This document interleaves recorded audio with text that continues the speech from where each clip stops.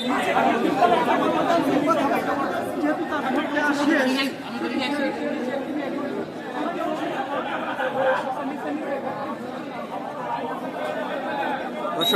বাংলাদেশ জামাতে ইসলামের আমির ডাক্তার শফিকুর রহমান তার ভোটটি দেওয়া কার্যক্রম শেষ করেছেন এবং তিনি 306 নম্বর কক্ষ থেকে বের হয়ে নিচের দিকে অগ্রসর হচ্ছেন।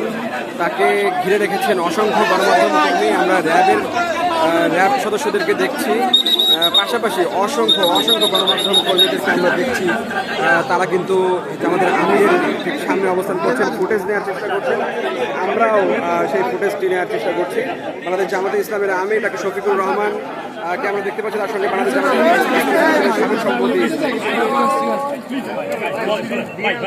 কেমন লাগলো ভোট দিয়ে?